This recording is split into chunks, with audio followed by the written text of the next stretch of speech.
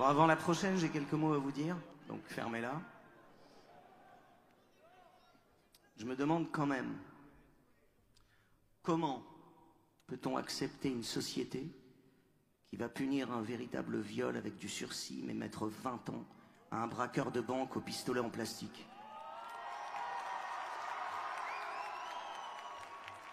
Comment peut-on accepter une société à 120 000 viols par an, dont la moitié sont mineurs? Comment peut-on accepter une société où l'on peut assassiner une femme et faire 2 ans de prison? Comment peut-on accepter une société qui protège plus l'argent que ses enfants?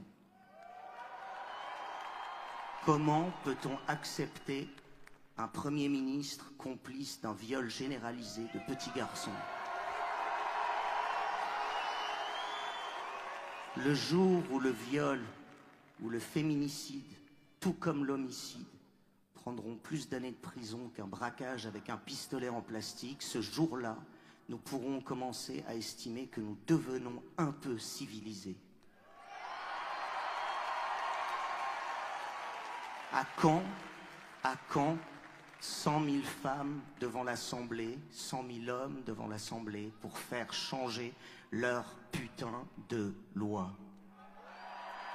Dernière chose, les manifs en tout genre de vieux pseudo-révoltés entre la Bastille et République, faut oublier.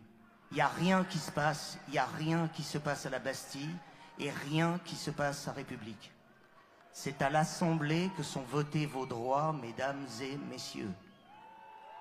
Moi, si j'étais une femme au milieu des charros, au milieu de toutes ces bites atrophiées du cerveau, tous les connards du monde qui aiment siffler dans la rue la beauté des Jocondes, tous les petits trous du cul qui traitent de putes les féminines parce qu'elles sont trop inaccessibles, tous les crevards de l'humanité qui par les poings aiment massacrer, deuil au beurre noir, oui la beauté. Moi, si j'étais une femme, au milieu de tous les harceleurs en tout genre de la rue ou du téléphone dans une société qui ne respecte plus rien. Moi, si j'étais une femme, moi, je m'achèterais un flingue. Le week-end dernier, j'ai bientôt fini. Le week-end dernier, à Lille, la nièce d'Aurel, qui s'occupe du plateau, là, de la tournée, sa nièce Chloé rentrait chez elle. Elle a ouvert la porte de son hall.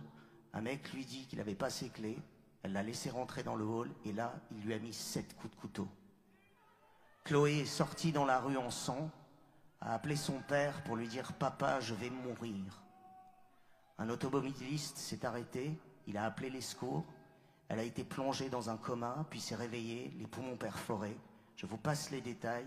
Avant-hier encore, une nouvelle opération pour opérer un des 2 poumons qui n'arrêtait toujours pas de saigner. Elle a vu la mort, mais l'a vaincue. Chloé est réveillée. Chloé est réveillée et elle vous dit bonsoir.